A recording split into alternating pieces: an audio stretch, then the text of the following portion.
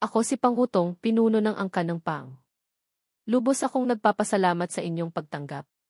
Si Xiaolong, bagamat nasasaktan, ay sumagot, lubos akong nagpapasalamat sa inyong pagtanggap. Biglang may sumingit na boses, Pangutong, kamahalan. Nang marinig ito, tumingin siya at nagtanong, ano iyon, binibining Huayayin? Si Huayayin ay nagpahayag ng kanyang pagtataka, talaga bang naglakbay kayo mula pa sa Hebei para lamang tulungan ang aming tangmen? Napakabilis naman yata. Si Pangutong, nagulat, ay nagtanong, tulungan. May nangyari ba sa tangmen? Si Huayayin ay naguguluhan. Kung gayon, bakit kayo pumunta sa tangmen?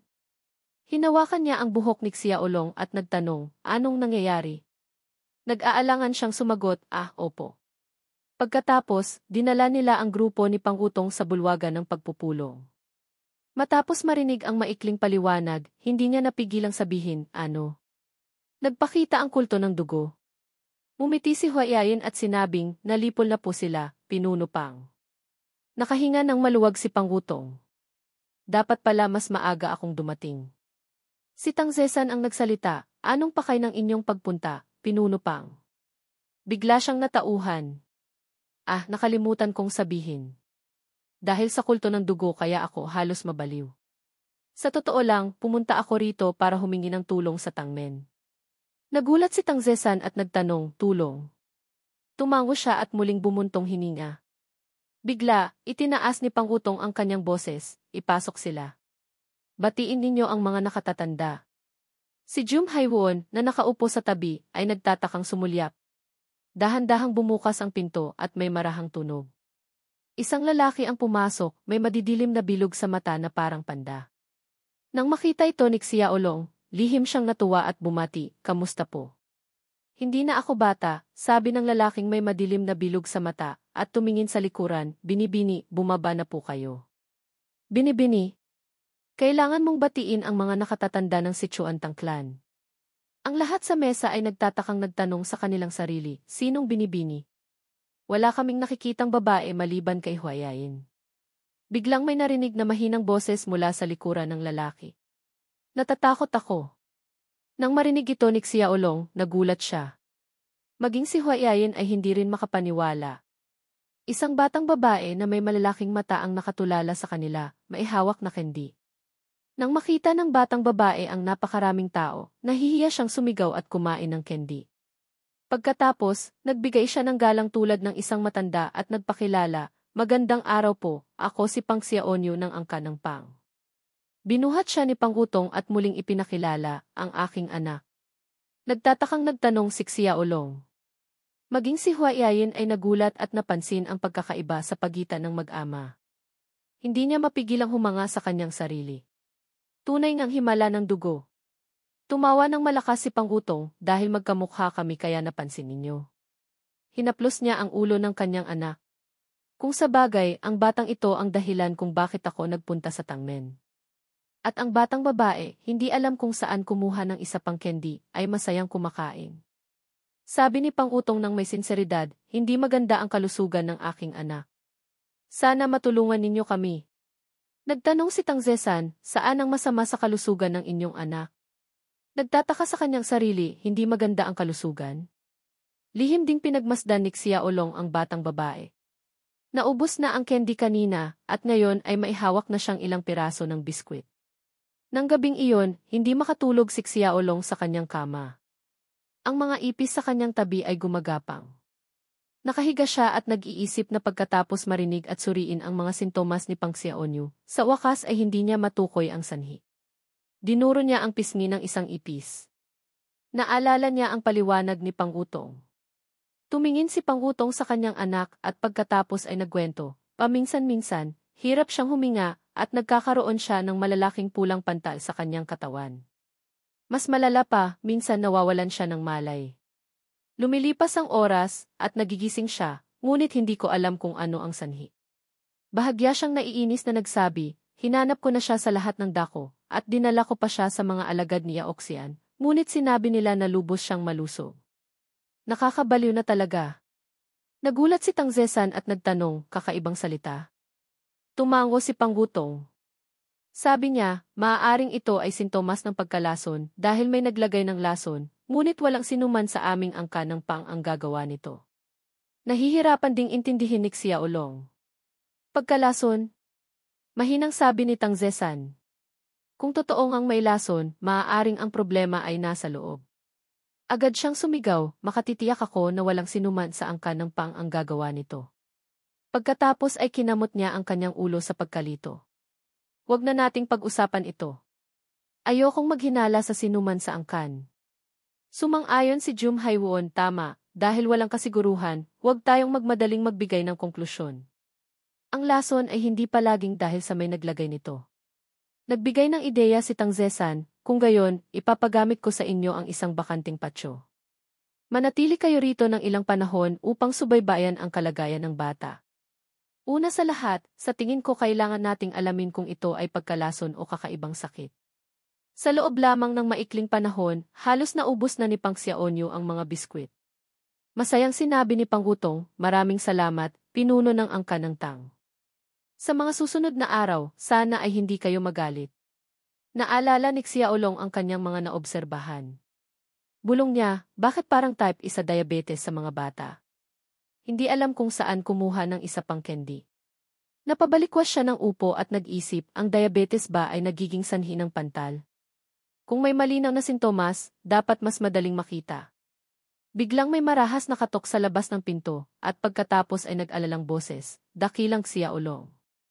Naguguluhan si Xiaolong. Ha? Binuksan niya ang pinto at nagtanong, anong nangyari? Sinabi ng nag-aalalang katulong, may nangyari kay Binibining Pang. Nagulat si Xiaolong at nagtanong, Binibining Pang. Sa madilim na gabi, muling nagkagulo sa patio ng angka ng Tang. Agad na tumakbo si Xiaolong. Bago pa man siya makarating, dali-dali siyang nagtanong, anong nangyari? Nang makita siya ni Huaiyin, bumati siya, Xiaolong. Nakita ni Xiaolong si Pang Xiaonyu na nakahiga sa binti ng kanyang ama. Ayon sa kwento ng mga tao, nakaupo siya sa pavilyon nang umubo siya at biglang bumagsak.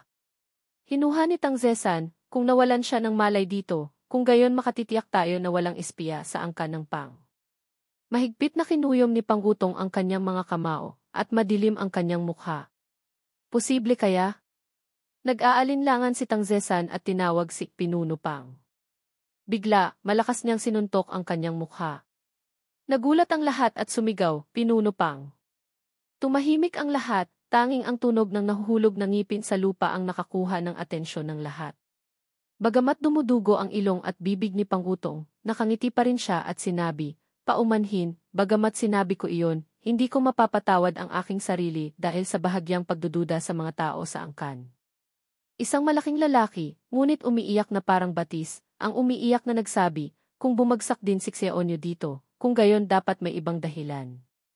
Pagkatapos, sinuntok din ng dalawang lalaking iyon ang kanilang mga mukha at sinisi ang kanilang sarili, bagamat narito kami, hindi namin napigilan ang pagkawala ng malay ni Binibini. Malaki ang aming kasalanan. Agad na itinaas ni Tang Zesan ang kanyang kamay upang pigilan sila, kalma lang kayo. Nang makita ang mga ngipin na nahuhulog, kinawayan ni Huaiyin ang kanyang kamay, Xiaolong, gawin mo ang isang bagay. Kinamot niya ang kanyang ulo sa pag-aalangan at sumagot, wala akong paraan. Sinusuntok ng lahat ang kanilang mga mukha na parang ulo ng baboy. Agad na sumigaw si Xiaolong, kalma lang kayo. Nagbigay siya ng ideya, hanggat malalaman natin ang sanhi ng sintomas, mapapatunayan natin nang may katiyakan na walang nagkasala. Nag-alalang nagtanong si Panggutong, anong paraan? Umupo si Xiaolong sa tapat ng paningin ni Panggutong. Pagkatapos, sinabi niya, una, hubaran natin ang damit ni Binibining Pang, si Xiaonyu. Sa isang iglap, tumahimik ang lahat. Ang mag-ama, si Tang Zesan, ay parang nawala ng kanilang boses, at si Panggutong ay nagangalit sa galit na sinabi, anong sinabi mo? Malapit na siyang sumigaw at nagtanong, anong sinabi mo? Nagulat si Xiaolong. Hindi niya maintindihan kung bakit nagbago ang kanyang ugali ng napakabilis. Agad siyang nagpaliwanag, ang ibig kong sabihin ay hubaran ang damit ni Binibining Pang, si Xiaonyu. Ngunit bago pa man siya matapos magsalita, tinamaan na siya ng isang suntok sa mukha. Ang mga salita ni Panggutong ay parang nanggaling sa impyerno, ano? Nangahas kang pag-usapan ang paghubad sa damit ng aking anak na babae. Nautalsik si Yaolong, sandali, huwag kang magmadali. Hindi niya pinansin at hinawakan ang kanyang kwelyo at binuhat siya. Lalo pang sumigaw si Yaolong, hindi iyan ang ibig kong sabihin. Pumasok kayo. Nagpayo rin si Tang Zesan, pinagsalitaan iyan ng aking manugang, dapat may dahilan. Mangyaring huwag kayong magalit, Pinuno Pang. Sumang-ayon din si Huayayin, tama, Pinuno Pang, pakinggan muna natin siya. Tumingin si Pangutong sa nagtatakang mukha ng binata at napaisip. Binitawan niya siya at sinabi, sige, ikaw na may masamang mata, at nangahas kang maghubad ng damit ng aking anak na babae kapag hindi pa siya ganap na nagdadalaga. Gusto kong marinig kung ano ang dahilan mo. Parang nailigtas si Yaolong, humihingal at sinabing, seryoso kong sasabihin sa inyo ang lahat ng sinasabi ko. Umupo siya ng maayos at sumenyas na magsalita. Nang ipaliwanag ni Yaolong ang kanyang ideya ng detalyado. Ang hubaran ang damit ng binibini. Ang ibig kong sabihin ay hubaran ang damit ng binibini at palitan ito ng iba. May posibilidad ba na ang damit o gamit na dinala mula sa angka ng Pang ang sanhi ng pagbagsak ng binibini? Sa sandaling iyon, napagtanto ni Pangutong, dahil doon pala. Labis siyang nagsisi, paano ko magagawa iyon kay Yaolong? Natakot si Pangutong na muling suntukin ang kanyang sarili upang humingi ng paumanhin. Agad na ikinaway niya ang kanyang kamay ng paulit-ulit, sandali, ayos lang ako. Humanap si Yaolong ng dahilan para sa kanyang pag-ugali, bumagsak ang inyong anak, kaya natural lang na maguguluhan kayo, Pinuno Pang. Umiti nang nakakahiya si Pangutong, hindi ko inaasahan na magiging malawak ang iyong pag-iisip sa pagkakamali ng iba. Maraming salamat. Haha, dumiretso na tayo sa puntong iyon. Sa pamamagitan nito, ang aming angka ng Tang ang bahala sa binibini. Kaya sa loob ng ilang panahon, ipinagbabawal kong makita siya sa sinuman sa angka ng Pang. Itinuro niya ang kanyang mukha sa pagkabigla at nagtanong, ano? Kahit ako. Ngumiti si Yaolong at sumagot, kung gayon, ang dahilan ay hindi dapat magmula sa pamilya ng Pang, ngunit sa ibang bagay. Ayon sa kanyang pagkakakilanlan, ayon sa paraan ng pag-aalis at paraan ng pagdaragdag, ito ang paraan na karaniwang ginagamit ng mga breeder ng makamandag na insekto, ahas o amphibian. Kung nagawang sabihin ng nilalang na inaalagaan ang kanilang mga sarili, sumasakit ang parteng ito, kung gayon hindi nila kailangang mahirapan. Sa kasamaang palad, hindi sila makipag-usap sa mga tao, kaya kailangan kong baguhin ang kapaligiran o mga gamit upang malaman ang sanhi ng sakit. Tiningnan ni Yaolong si Pang Xiaonyu na namumula ang mukha, hinihingal at gumawa ng desisyon. Sa ngayon, ang pamamaraan na ginagamit ko para kay Pang Xiaonyu ay ang pamamaraan ng pagdaragdag. Iyon ay upang baguhin ng lubusan ang kapaligiran at unti-unting ibalik ang bawat elemento upang matukoy kung ano ang tunay na sanhi. Hindi natin maaaring hayaan na patuloy na bumagsak si binibini nang hindi natin alam ang dahilan. Kinamot ni Tang Zesan ang kanyang balbas at nag-isip, sa totoo lang, kung gagawin natin iyon, maaari itong tumagal ng ilang sandali, ngunit tiyak na malalaman natin kung bakit nagkasakit si binibini. Magandang ideya, manugang. Ang buong katawan ni Pangutong ay nanginginig sa emosyon. Nagsabi siya ng may nanginginig na boses, sige na. Pangutong naniyakap ang anak na babae niya. Umiiyak siya habang nagsasabi, mangyaring alagaan ninyo siyang mabuti. Ipinatong niya ang kanyang kamay sa kanyang dibdib at nanumpa, magtiwala lang kayo sa akin, Pinuno Pang. Napakarami ko ng pinalaki na nilalang. Ano ba naman ang isang bata? Maliit na bagay. Ngunit hindi naging madali ang lahat tulad ng iniisip. Hindi ito maliit na bagay. Umiiyak si Pang Xiaonyu. Ang luha ng batang babae ay bumuhos, kaya gustong umiyak ni Yaolong.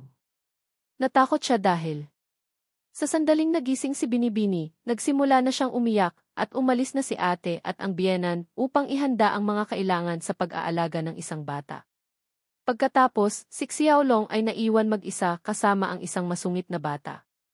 Hindi niya alam kung paano siya magtatakbo. Nag-aalinlangan siyang nagtanong sa kanya, nagugutom ka ba? Inaantok ka ba? Ano ang dapat kong gawin? Umiiyak na sumagot si Pang Xiaonyu, hindi ako umiiyak. Yaolong ay mahinahon na nagtanong, Diyos ko, Binibini, iyon ba ay dahil wala si Pinuno ng Pang? Sinubukan niyang hanapin ang pinakanakakumbinsi na dahilan, bumagsak si Binibini, kaya pumunta si Pinuno Pang para humanap ng gamot. Huminga ka. Babalik din siya. Huminto ang batang babae sa pag-iyak at sumagot, hindi. Nagulat si Xiaolong, ano? Hindi si ama, ngunit mga candy. Naalala niya ang kasuotan na isinuot ni Pang Xiaonyu noon. Ngayong naaalala ko, narinig ko na may maraming lihim na maliit na bulsa sa kasuotan ng Binibini upang itago ang mga candy, tama. Muling umiyak ang batang babae, na wala na ang lahat ng aking candy. Si Pang Xiaonyu na mag-isa. Ngumiti si Xiaolong, kalma lang, Binibining Pang. Nagkamalay ka pa lang at hindi ka pa maaaring kumain ng candy. Pakinggan mo muna ako at kumain ng kaunting lugaw. Kung ikaw ay magiging masunurin, gagawa ako ng candy para sa iyo, okay? Binibining Pang. Pinahid ni Pang Xiaonyu ang kanyang luha at nagtanong, talaga bang gagawan mo ako? Lumapit si Xiaolong at bumulong, kung kumain ka ng mabuti ng lugaw at makinig sa akin, gagawa ako ng isang masarap na stick candy para sa iyo. Ang malambing na boses ng batang babae ay nagsabi, talaga? Mariin siyang tumango, syempre. Ngunit kailangan mong mangako sa akin, tumayo si Pang Xiaonyu na nakangiti. Opo, nangangako ako. Nangako ang batang babae, laging tinutupad ng pamilya Pang ang kanilang mga pangako. Kung hindi mo tutuparin ang iyong pangako, susuntukin kita sa mukha. Nangati si Xiaolong nang marinig ito at agad na sumigaw, ano? Hindi. Ano ang itinuturo ng mga tao sa pamilya Pang sa mga bata? Kamakailan lamang, si Panggutong ay laging nag-aalala. Sa sandaling ito, nagtatago siya sa mga palumpong, habang nakikita ang mga mata ng lahat, o Xiaonyu. Ang aking anak na babae, narito na ang ama. Dahil sa utos na nagbabawal sa paglapit, hindi niya nakikita ang kanyang anak. Hindi mapigilan ni Panggutong ang kalungkutan, ito lang ang paraan para makita ko si Xiaonyu, na palayo sa akin. Biglang narinig ang boses ni Xiaolong na, Pinuno Pang, anong ginagawa mo rito? Agad niyang hinila ang binata sa mga palumpong, halika rito. Lumingon si Panggutong at tinanong siya, ano na ang lagay ng aking anak, si Xiaonyu kamakailan? Gulat na sumagot si Xiaolong, opo. Pagkatapos umupo ng maayos, iniulat niya ang kanyang sitwasyon, ang Binibini ay kumakain ng napakagaling at nakikinig din sa akin po. Lubha siyang nagulat, ano, kumakain ng galing ang bata? Tumango si Xiaolong, opo. Kahapon, kumain din ang Binibini ng napakaraming pritong baboy. Labis na nagulat si Panggutong, paano mo siya pinapakain ng maayos? Nang marinig siyang sinabi, kumakain ng napakasarap ng kanyang sarili.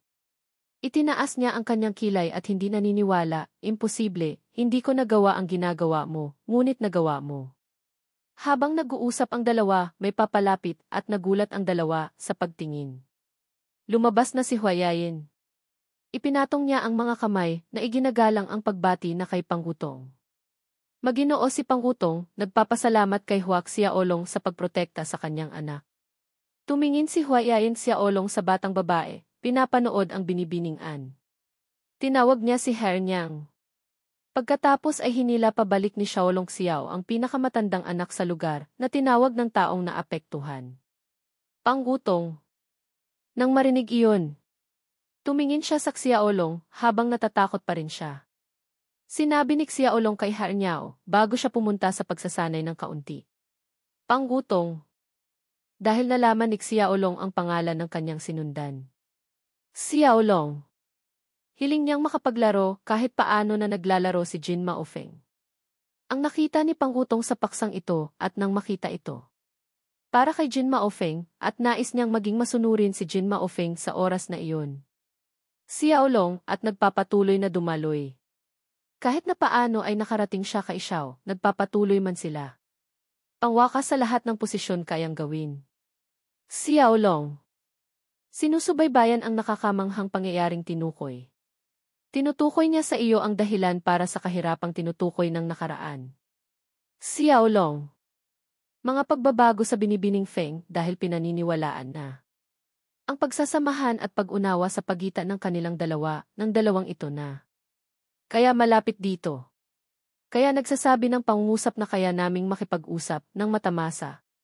Pangwakas at nandito sa posisyon kung saan may hawak siya ng ilang pagtutukoy. Kaya kinakailangan mong gumawa ng isang paghusga sa kalusugan mo. Kinukuha ang lahat ng kinakailangan nang hindi nagpapahayag. At makakaagaw na sa lahat ng pangyayari na kung saan. Sino sa lugar kung nasaan sila, ano ang kanilang sinisikap na sabihin. Sinundan ng dalawang magandang babae, sinasabi at nagpapahayag, siya olong nangyayari at nasasabi. Naalala na ang malaking posisyon na sinasabi, na pinakahuling pangarap kung ano ang mga nagawa niya ng nakaraan. Naalala nga niya ang mga lugar na nangyayari. Si Har nang ginagamot ng malapit at kapag binabago ang tinutukoy na pangyayari ng isang babae. Kaya ang pagkakatukoy sa lahat ay nagbubunga. Pinagsisisihan at tinitimbang ng matindi at matukoy ng ganoon. Ang matatalik na resulta na nakaraan. Kaya nilapitan siya at nagtanong na napakahusay. Tinutukoy ang kinakailangan na kasanayan na maipapalabas. Siya olong, ang pangako na kinakailangan malaman na maigi. Kaya ginamit niya sa pagtimbang ang mahahalagang kasanayan nang hindi kinakalimutan. Pinagpapatuloy sa kapamilya sa bawat isa. Pinoprotektahan na nagtataguyod, pinoprotektahan magpakailanman. Pinagpatuloy ang pakikipag-ugnayan at ipinagpapatuloy, pinipilit ka sa posisyon sa. Naghihintay na kailangang makamit ang pangakong. Kailangan na may kasanayan siya na tinataglay ng isang tao. Kaya matukoy ng maigi. Haharangin ng matindi at malaki ang kapahamakang kinakailangan. Na nasaan ang pagkatao, kinakailangan ng matamasa sa buhay niya. Na maayos ang kanyang buhay habang naghihintay na gawin niya. Siya olong sa kanya ginagamit sa paghihintay ang bawat sandali na gagamitin. Siya olong para kay. Saya onyo. Dahil napansin niya ang sitwasyon doon. Naiintindihan na niya. Matatapos na ang lahat ng walang kapahamakan sa pamilya niya. Kaya sinasabi niya ang pangungusap na kailangan. Maingat, dahil mapanganib, makapagdulot iyan ng masakit na. Pansin kayo sa isa't isa. Nagdarasal na maabot ang inaasahan sa buhay. Naiintindihan rin na hindi iyan madali sa kanya para mangyari. Siya olong siya, hindi niya kinakalimutan ng pangwakas na nagagawa ang tinukoy sa mga buhay. Nakakagawa sa mga pinaghihirapan ng inaabot sa buhay. Tinutukoy ng mabuti ang mga hirap na kailangan na kanyang matamasa. Doon malalaman kung paano niya isasagawa ng hindi nalalaman ng ganun. Hindi nakakalimutan ang pagsisikap at pinagpapatuloy. Sa kanyang matinding pamilya tinataglay. Hinaharap niya naghihintay ang buhay. Siya olong na makasama sa lahat. Sa buhay na sinasabi niya. Siya na ang magtataguyod sa pamilya niya, mangyari man. Na si Har siya sa lahat. Sa pangakong matagal-tagal na karaan. Nagpapatuloy sa hirap na tinataglay sa panahon na matagal. Ng kanyang pangakong nakasaad sa kanya. Pangwakas, nagsisikap na kanyang makamtan magpakailanman. Sana makatulong ito. Sinasabi mo ba ay bubuyog? Nag-isip si Tang Zesan habang kinakapa ang kanyang baba. Yitsa, bihira nga yan. Pero may mga pagkakataon na nagiging ganito dahil sa kagat ng bubuyog. Ngunit ang dahilan kung bakit madalas mawalan ng malay si Binibining Xiaonyu ay hindi lamang dahil sa bubuyog. Lalong nabahala si Pangutong. Tama. Kung kinagat siya ng bubuyog sa simula pa lang, hindi na sana siya nakarating pa sa tangmen. Kung gayon, hindi pa rin natin matukoy ang tunay na dahilan. Nagkunot noo si Tang Zesan at bumulong. Dahil walang nakikitang kaugnayan. Pinuto ni Xiaolong ang sinasabi niya. Bienang, sa totoo lang, natuklasan ko na ang dahilan. Nagulat si Tang Zesan at hindi makapaniwalang nagtanong, ano? Totoo ba yan? Mumitisik si Xiaolong at nagpaliwanag, dahil kinagat ng bubuyog si Binibining Pang Xiaonyu, kaya ko natuklasan ang pahiwatig. Nga si Pangutong at nautal, ano yun? Ipaliwanag mo sa akin agad. Nag-aalangan si Xiaolong na magsalita, kaya lalong nabahala si Pangutong. Sa wakas, nahihiyang hiniling ni Xiaolong, una, kailangan muna siguro nating hubaran ang damit ng Binibini. Galit na sumigaw si Pangutong. Iyan na naman ba? Pagkatapos ay pinagalitan siya ng husto. Pagkaraan ng ilang sandali, lumabas si Huayain mula sa silid. Tumingin siya sa lahat at sinabi, tama ang sinabi ni Xiaolong. Dahil may mga batik-batik sa kanyang katawan, mahirap makilala. Malungkot na ipinikit ni Huayain ang kanyang mga mata at bumuntong hininga. May ilang lumang kagat at ang pinakabagong kagat ay natagpuan sa kanyang likod. Tila nasisiyahan si Tang Zesan sa natuklasan ng kanyang manugang at nagsabing, ah. Samantala, hindi makapaniwala si Pangutong. Talaga bang ganoon? Nagpaalala si Ginang Tang, manahimik kayo. Hindi pa lubusang gising ang bata. Nahihiyang bumulong ang lahat, naku, pasensya na po. Opo, pasensya na po, Ginang Tang. Tinakpan ni Pangutong ang kanyang bibig at umubo na nagtatago ng kanyang kahihiyan. Tulad ng sinabi mo, hindi mga batik-batik kundi mga ibang bakas. Nagkunot noo siya at nagtanong, kung gayon, bakit madalas mawalan ng malay ang aking anak sa nakalipas na mga araw? Sumagot agad si Xiaolong dahil sa laso ng bubuyog. Nagduda si Pangutong. San? Kanina lang sinabi ni Punong Tang na hindi bubuyog, hindi ba? Tila hindi siya naniniwala sa sinabi ni Xiaolong. Kung kinagat talaga siya ng bubuyog, hindi sana namin napansin. Wala kaming bulaklak sa mansyon ng Pang. Puro bato ang lupa. Walang dahilan para lumipad ang bubuyog doon. Kung gayon, paano mo nasisiguro na lason ang bubuyog yan? Kinamot ni Xiaolong ang kanyang baba. Tama nga naman. Kung kinagat talaga siya ng bubuyog, hindi sana namin napansin. Sa kanyang isipan, gayon paman, malinaw na anaphylaxis ang sintomas ni Xiaonyu dahil sa laso ng bubuyog. Pero napaisip siya. Pagkatapos, dumilat siya at kumislap ang kanyang mga mata sa kagalakan. Sinubukan ni Xiaolong na alalahanin ang kanyang dating kaalaman. Ang kailangan nating hanapin ay isang uri ng lason na hindi mula sa bubuyog, ngunit may katulad na lason sa bubuyog na nagiging sanhi ng pamamaga at hirap sa paghinga. Ang uri ng lason na naglalaman ng melittin o peptide. Sa kanyang isipan, dumaloy ang iba't ibang lugar.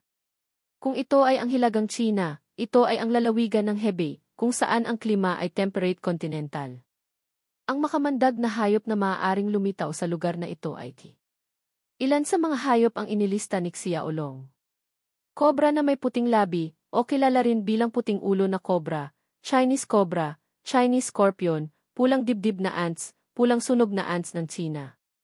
Lumulubog pa rin siya sa pag-iisip. Isinasantabi ang ahas, gayon din ang scorpion.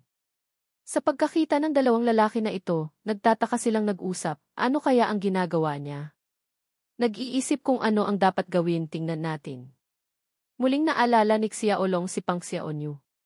Isang kapaligiran kung saan posibleng makagat ng madalas.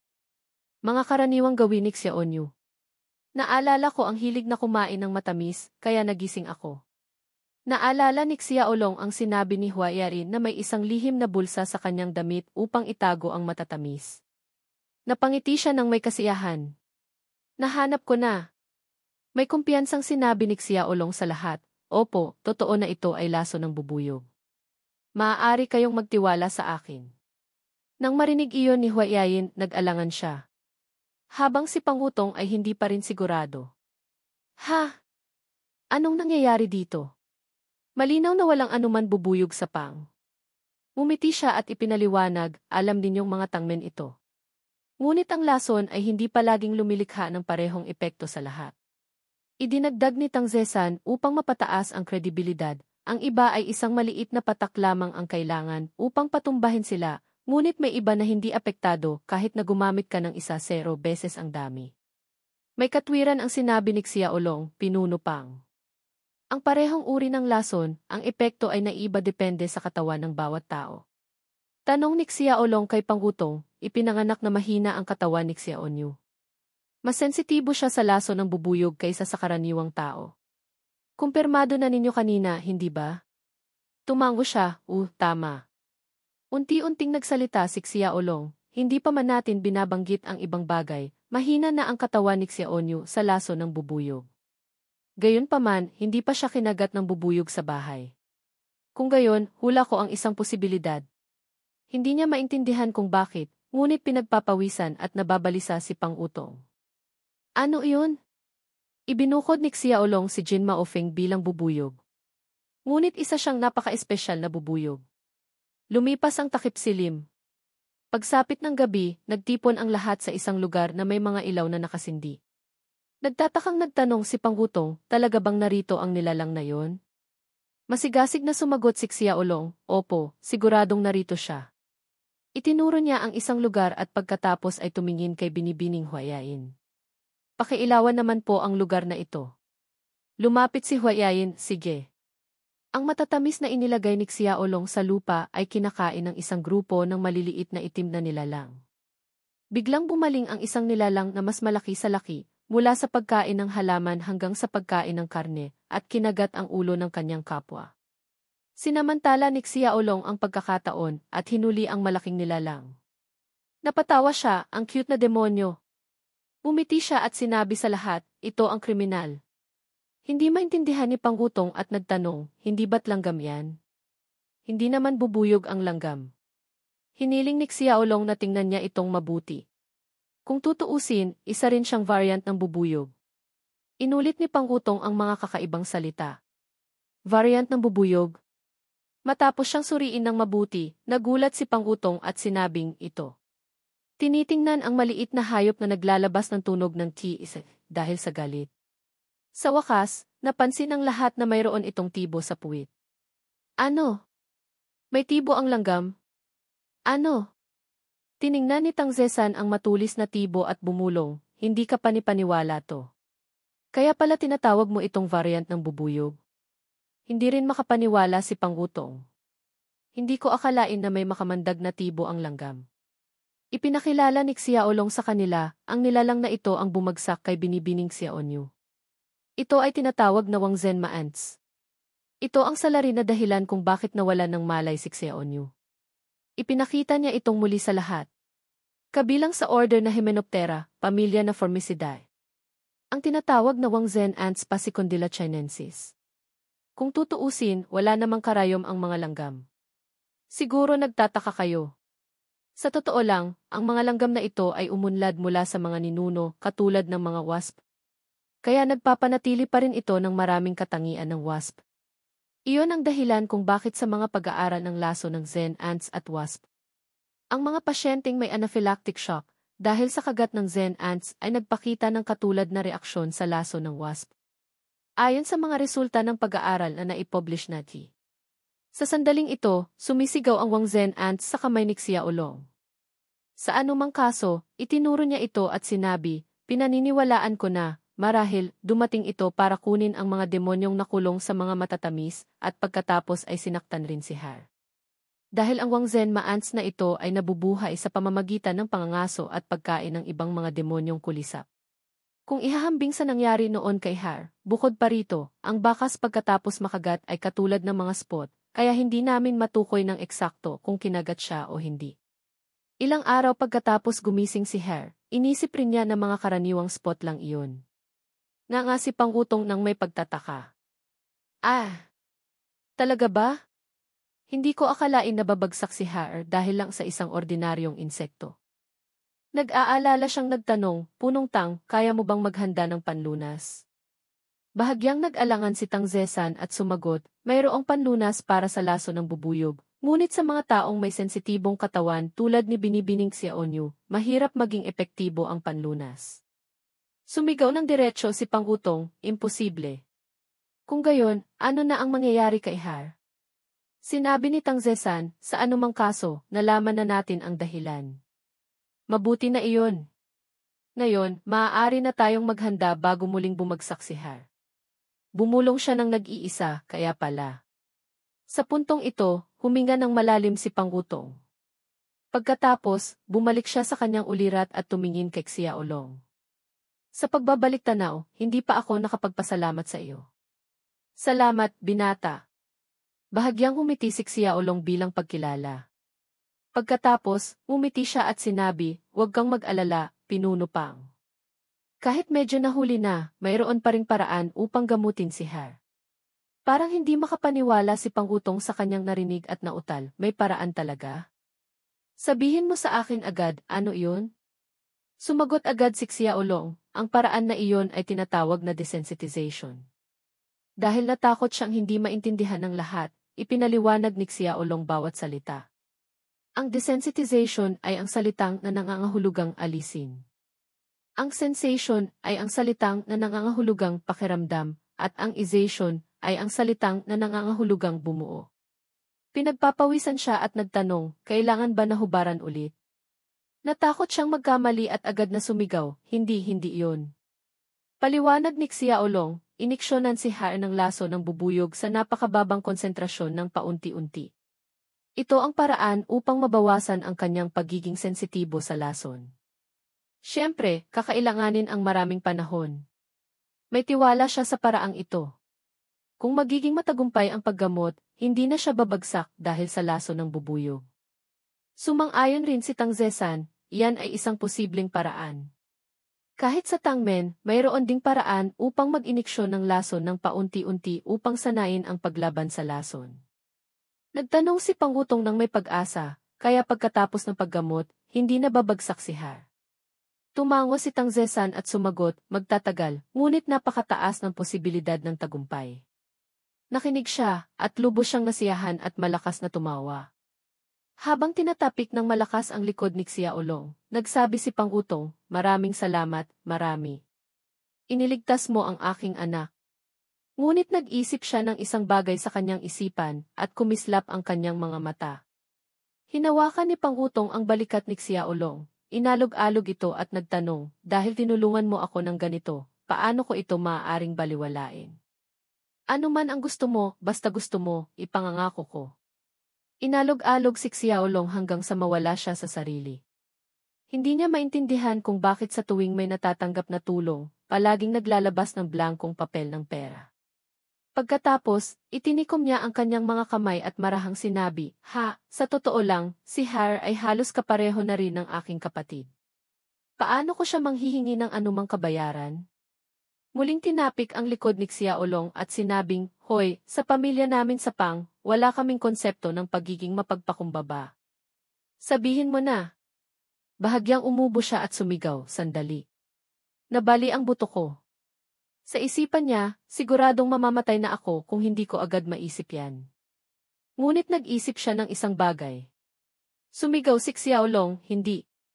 Hinimas niya ang kanyang mga kamay at mumiting nagtanong, kung gayon, dahil nagmula kayo sa malayo, gusto mo bang samahan ako na bisitahin ang sikat na bundok? Nagtatakang nagtanong si Pangutong, bundok? Nagpalipat-lipat ang eksena sa bundok ng Qingcheng sa Sichuan. Dinala ni Xiaolong ang lahat sa isang lugar na may magagandang tanawin. Sa itaas ay may talon at sa ibaba ay may malinaw na tubig. Tumingala si Pangutong, tinitingnan ang umaagos na tubig mula sa taas, na bumubulong ng puti, sa totoo lang Napatawa siya ng may kasiyahan at sinabing, tama nga, sikat na bundok nga. Ngumiti rin si Xiaolong. Opo. Nabalitaan ko rin na mayroon ding napakagandang bangin. Tumingin si Huaiyin sa tanawin sa kanyang harapan, nakangiting sinabi, ayon sa sinabi ng strategist, tama ang lugar na ito. Tumango si Xiaolong at sumagot, opo. Sigurado ako na ito ang talon at ang batong nabanggit. Habang sinasabi niya ito, bigla siyang nagtanong, pero paano tayo makakarating sa yungib sa likod ng talon? Tila hindi rin sigurado si Pangutong. Litsad, yun nga. Bigla siyang bumaling kay Xiaolong. Nagsisimula ka palang matuto ng light kung Fu, tama ba? Kaya hindi mo pa alam ang tungkol sa skill na Bafayen, hindi ba? Nagtatakang nagtanong si Xiaolong, ano iyon? Nakatatawa si Pangutong, at nang marinig niya ito, nagulat siya at hindi alam kung paano ipapaliwanag ng madali. Nagpatuloy na umiikot ang isipan niya, sinusubukang maghanap ng paraan upang maipaliwanag. Wala nang ibang paraan. Hinawakan ni Pangutong ang kwelyo ni Xiaolong at itinaas siya at sinabing, mahirap ipaliwanag. Halika! Naguguluhang sumigaw si Xiaolong, ano? Opo. Sa isang iglap, itinapon siya ni Pangutong na parang basura.